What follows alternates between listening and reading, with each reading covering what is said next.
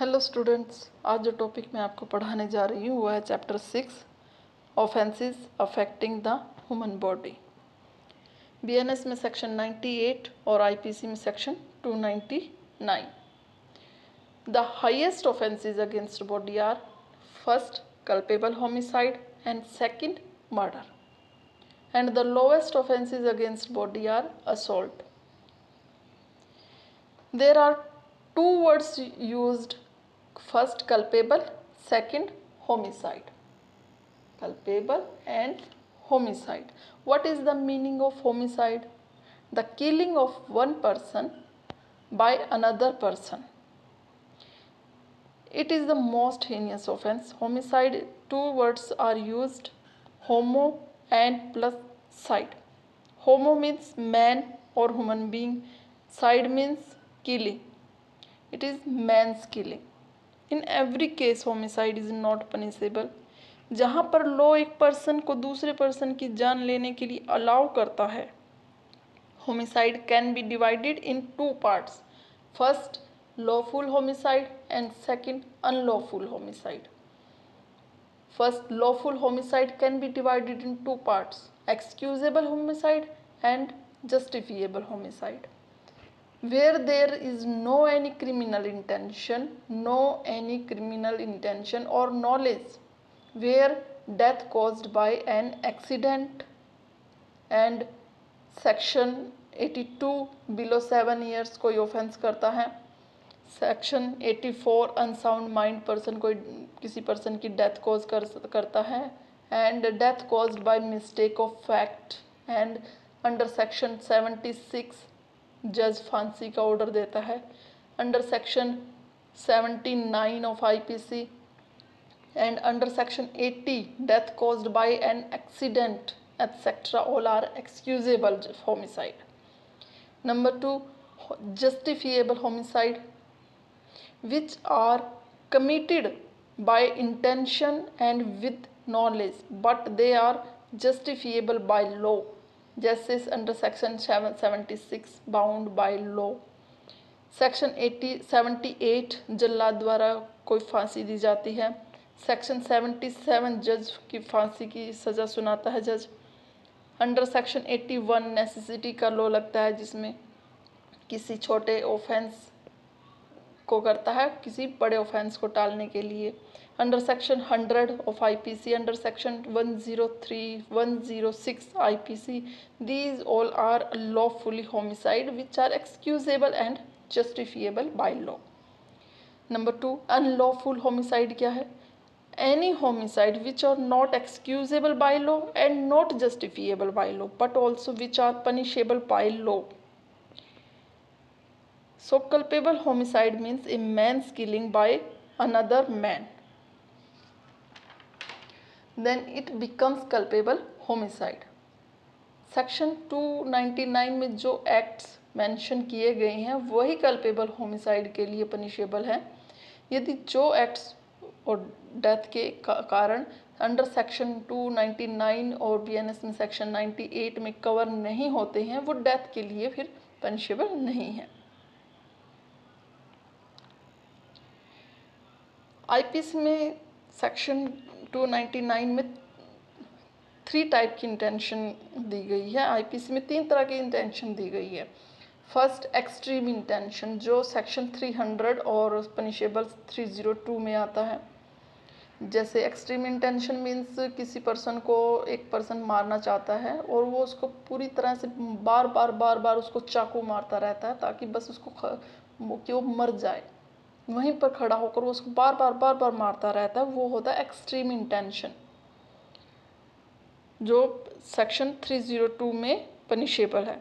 दूसरा है इंटेंशन, उसकी एक्सट्रीम इंटेंशन नहीं है बट हाँ इंटेंशन है, एक बार चाकू मारता है और भाग जाता है, उसके ये नहीं है कि उसको बार बार मारना है, नहीं, उसको फिर वो मरता है बचता है वो बाद का वो इस पर परवाह नहीं करता है, बस एक बार मारता है और भाग जाता है, वो है इंटेंशन जो सेक्शन 304 आईपीसी के पार्ट 1 में आता है जिसकी पनिशमेंट लाइफ इम्प्रिजनमेंट और 10 years एंड फाइन है.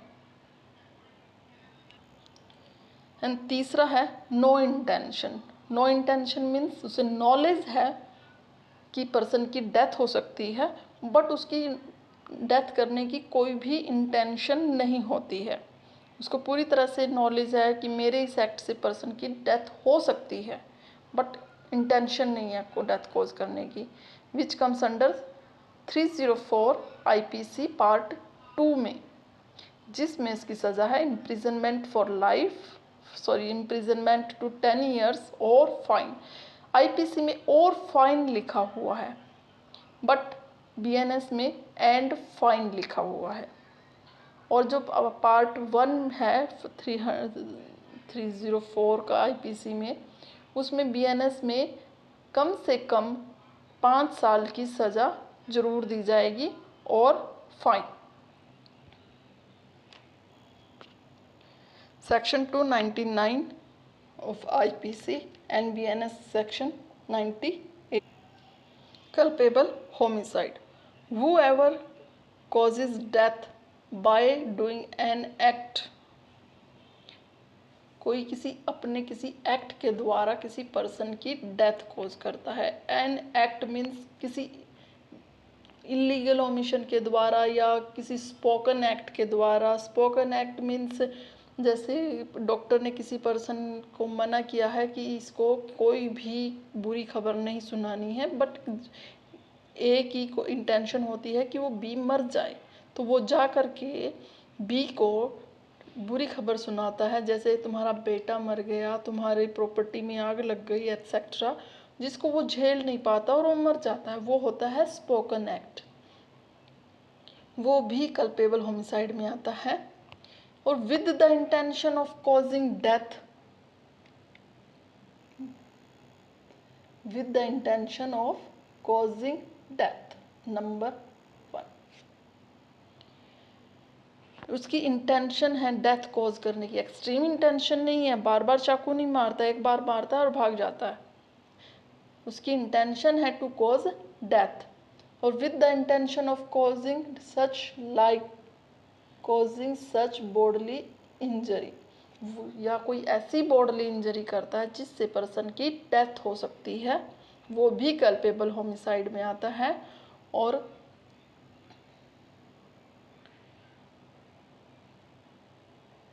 As is likely to cause death और an knowledge which is important thing, knowledge that he is likely by such act to cause death।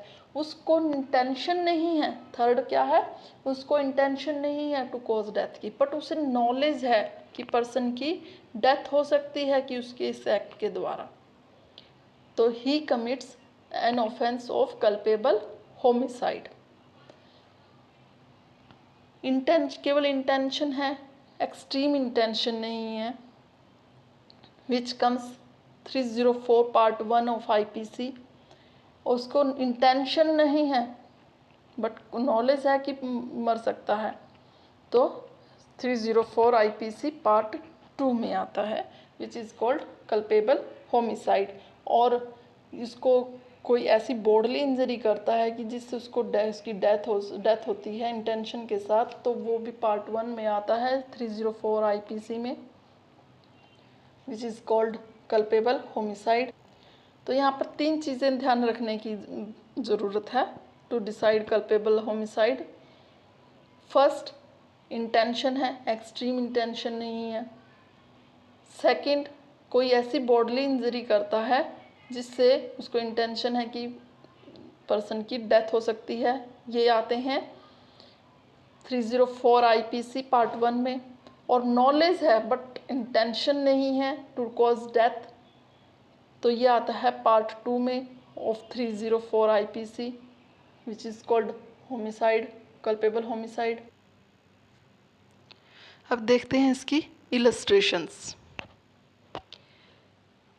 A lays sticks and turf. A lays sticks and turf over a pit with the intention of thereby causing death, or with the knowledge that death it likely to be thereby caused. Z. believing the ground to be firm, treads on it, falls in and is killed. A has committed the offense of culpable homicide. ए एक गड्ढे के ऊपर stick लकड़ी वगैरह का और and stuff, tough means घास डाल देता है विद द इंटेंशन कि कोई भी पर्सन आते जाते कोई भी पर्सन है उसमें गिर कर मर जाए। एंड उसको नॉलेज भी है कि यदि कोई इसमें गिरा तो उसका वह पक्का मरेगा। जेड वहाँ से जा रहा था, उसको लगता है कि उस जगह पर ग्राउंड है, धरती है, और वह उस गड्ढे में गिर जाता है और मर जाता है। तो अब A is liable for culpable homicide. There is transfer of theory. भले ही उसने डिसाइड नहीं किया था कि किसे मारना है, उसे तो बस मारना था, कोई भी मर जाए, तो he is liable for culpable homicide. Illustration b. A knows Z to be behind a bush. B does not know it. A intending to cause or knowing to be likely to cause Z's death induces B to fire at the bush. B fires and kills Z. Here B may be guilty of an offense, but A has committed the offense of culpable homicide. A को पता है कि bush के पीछे Z है, but B does not know. A को पता है but B does not know कि झाड़ियों के पीछे जेड है। ए इंटेंशन के साथ जेड की डेथ करवाना चाहता है और ए को पता है कि जेड की डेथ हो सकती है, it to be likely to cause death of Z. A B को इंड्यूस करता है, प्रेरित करता है कि वह बुश पर फायर करे। ए को तो पता है पर बी को नहीं पता है, और बी बुश पर, झाड़ियों पर फायर करता है और जेड की डेथ हो जाती है। अब बी में B guilty of no offence, because उसको तो पता ही नहीं था ना कि बुश के पीछे, झाड़ियों के पीछे जेड बैठा है, बट ए को नॉलेज थी, ए को पता था और उसकी इंटेंशन भी थी to cause death of Z. So B में B guilty of no offence by mistake of fact, but A has committed the offence of culpable homicide. He is liable for culpable homicide. अब illustration C. A by shooting at a fall with the intention to kill and steal it kills B, who is behind the bush. A not knowing that he was there. Here, although A was doing an unlawful act, he was not guilty of culpable homicide. A, as he did not intend to kill B or to cause death by doing an act that he knew was likely to cause death. ए एक जल मुर्गी, fall means जल मुर्गी को चुराने की intention के साथ फॉल पर फायर करता है, बट बुश के पीछे बी था जिससे गोली लगने से उसकी डेथ हो जाती है। हालांकि ए एक अनलॉफुल एक्ट कर रहा था क्योंकि वो चुरा रहा था उस जल मुर्गी को, तो एक अनलॉफुल एक्ट कर रहा था क्योंकि वो उसको चुराना एक थेफ्ट में चला जाता है। बट फिर भी A is not liable for culpable homicide क्योंकि उसकी बी की डेथ करने की कोई भी इंटेंशन नहीं थी और ना ही उसको कोई नॉलेज थी कि it to be likely to cause death, कि जेड की डेथ हो सकती है, कि जेड बुश के पीछे बैठा है, उसे कोई नॉलेज नहीं थी। इसलिए वो थेफ्ट के लिए लायबल हो सकता है बट कल्पेबल होमिसाइड के लिए लायबल नहीं हो सकता है। Explanation 1. A person who causes bodily injury to another who is laboring under a disorder, disease, or bodily infirmity, and thereby accelerates the death of that other, shall be deemed to have caused his death.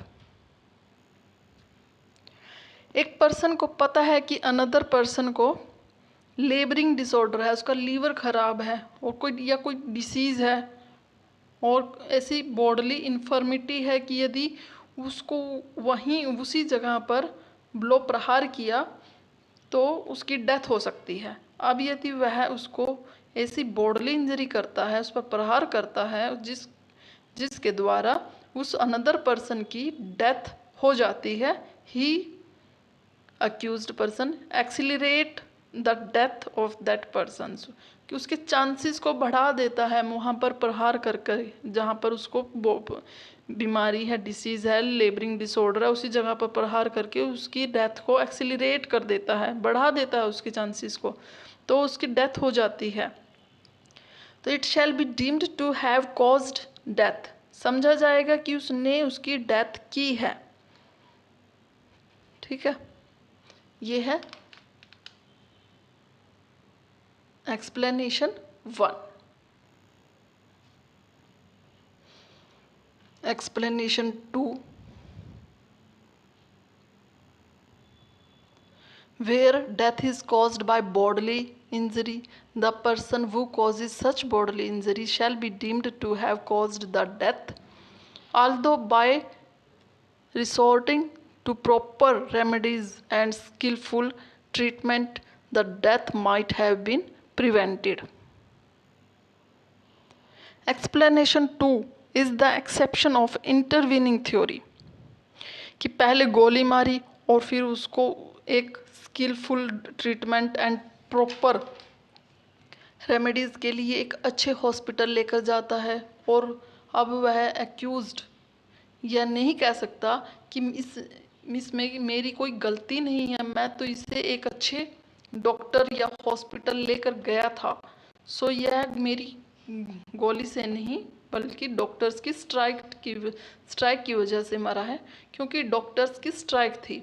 Accused के द्वारा victim को केवल bodily injury करना जिससे उसकी death हो गई या हो सकती है is enough to the liability of culpable homicide.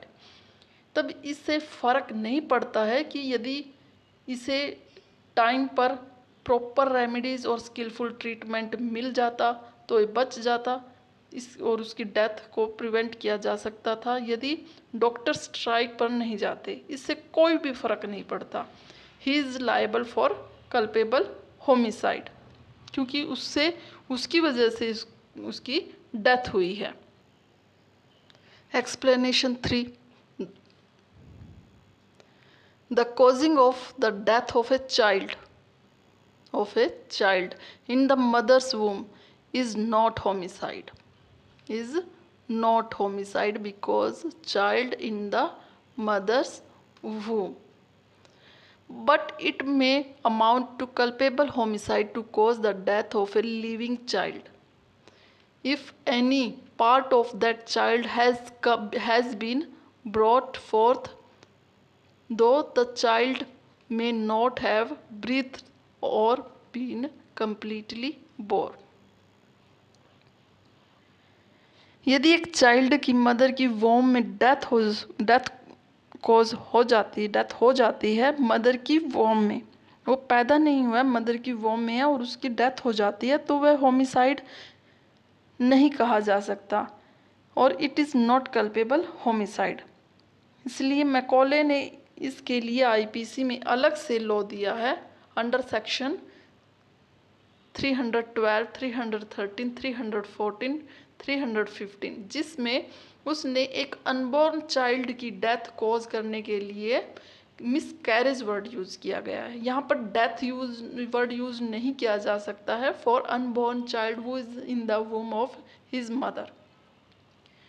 जैसे यदि कोई पर्सन किसी अनबॉर्न चाइल्ड का मिसकैरेज कॉज करता है, बट यदि चाइल्ड के शरीर का कोई पार्ट बाहर आ जाता है चाहे उंगली भी आ जाती है तब उसको मिसकैरेज नहीं कहा जा सकता, तब वह कल्पेबल होमिसाइड का सब्जेक्ट है, तब उसे कल्पेबल होमिसाइड ही कहा जाएगा।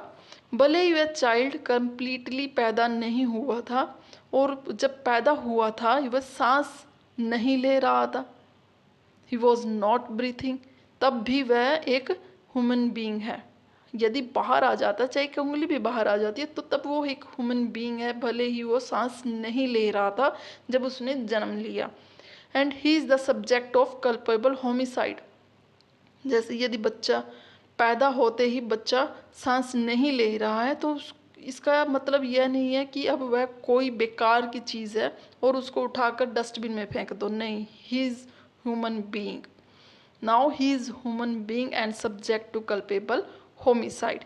इसके लिए दिया इलस्ट्रेशन सी डील करती है for transfer of malice between human and animal, क्योंकि चाइल्ड भी, अनबॉर्न चाइल्ड ह्यूमन बीइंग में नहीं आता है, कल्पेबल होमिसाइड में नहीं आता है। Section 46 tells us about the meaning of death. What is the meaning of death in IPC or in BNS? Section 46 of IPC और BNS में section 25 define the word death, which means the death of a human being, which means death word cannot be used to any animal. So death cannot transfer of malice from man to animal or animal to man. Animals के लिए killing word use किया जा सकता है, but उसके लिए death word use नहीं किया जा सकता है। यदि गोली मैन को नहीं लगकर किसी कुत्ते को लग जाती है तो केवल attempt to murder of that man होगा, पर कल्पेबल होमिसाइड नहीं होगा। हाँ, अटेम्प्ट टू मर्डर जरूर होगा क्योंकि कोशिश की गई है, भले ही कुत्ते को लगी है गोली पर अटेम्प्ट टू मर्डर तो किया है ना। और एक अनबॉर्न चाइल्ड के लिए भी डेथ वर्ड यूज़ नहीं किया जा सकता है, उसके लिए मिसकैरेज वर्ड यूज़ किया जा सकता है तब जब तक उसके शरीर का कोई पार्ट बाहर नहीं आता, भले ही एक उंगली ही बाहर आ जाए। That means an unborn child is not subject to of culpable homicide. अब देखते हैं इलस्ट्रेशन सी दोबारा। Illustration C says A, by shooting of a fowl with the intention to kill and steal it, kills B, who is behind a bush. A, not knowing that he was here, although A was doing an unlawful act, he was not guilty of culpable homicide as he did not intend to kill B or to cause death by doing an act that he knew was likely to cause death. A, by shooting at a fowl, जंगली मुर्गी को उसको मारने और चुराने की intention से उसको शूट करता है जिससे बी मर जाता है जो झाड़ियों के पीछे था, और ए को नहीं पता था कि बी झाड़ियों के पीछे छुपा हुआ बैठा है। हालांकि ए एक अनलॉफुल एक्ट करता है, वो उसको मुर्गी को चुराने की कोशिश करता है विच मे बी थेफ्ट, और चोरी करने की कोशिश कर रहा है। नाउ ही वह कल्पेबल होमिसाइड के लिए लायबल नहीं है क्योंकि उसे पता ही नहीं था कि बी बुशेस के पीछे है और ए की बी को मारने की कोई भी इंटेंशन नहीं थी।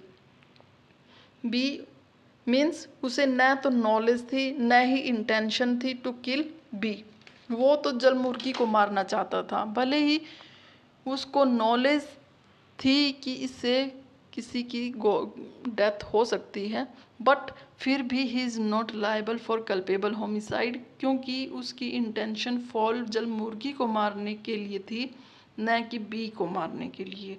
सो there is not transfer of malice.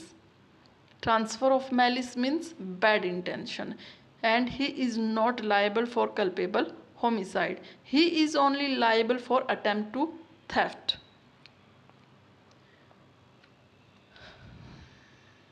So यहाँ पर ट्रांसफ़र ऑफ मैलिस यूज़ नहीं की जा सकती। आई होप ये लेक्चर आपके लिए यूज़फुल होगा। Thank you so much.